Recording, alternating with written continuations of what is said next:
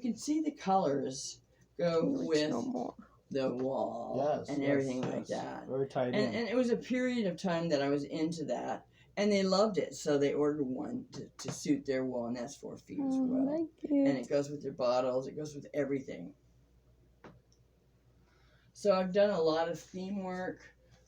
This was a piece that I did on a 4-story building, the 4th floor, and I want you to just pan your cameras over this way just a little bit. They weren't going to order that piece because they ordered this piece for the 1st floor. Wow. This is a sample of what I did for them. When they saw this, they said, whatever you want. And this is the photograph, which is hard to get because it's on the 2nd floor. And this was at night. This is a 20, hold on a minute. That's a 20-minute exposure at night because it was so hard to photograph.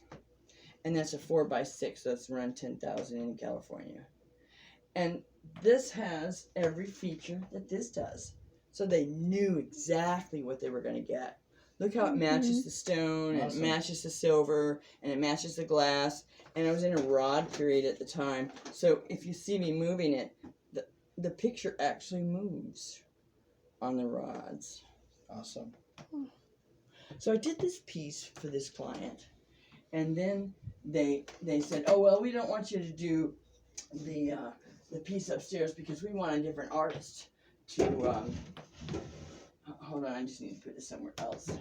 We want a different artist. We don't want it to look like the same artist. I said, well, I think I got something in mind for you. And I did that. That looks nothing like the other piece I just showed you. It was back in 30 minutes. I didn't even have to say a word. They wanted it. So these are my ceramic pieces. Yeah.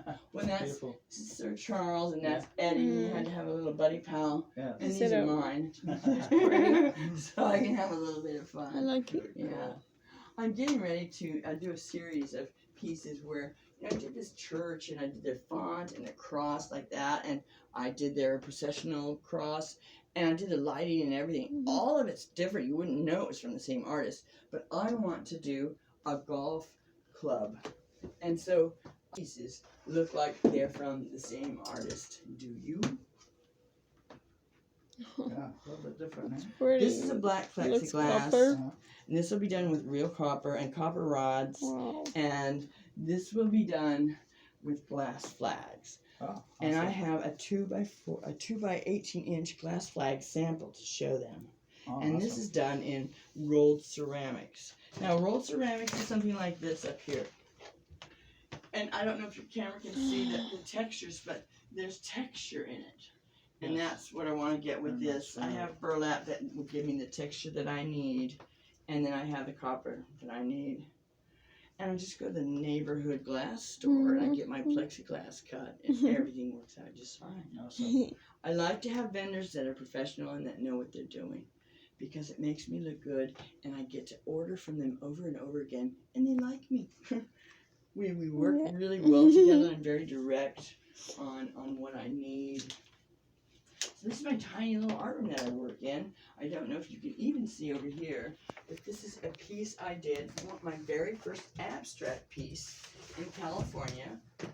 And they didn't doubt that I could do it, but I made these 2 little miniatures. That's so and pretty. I took them into the presentation.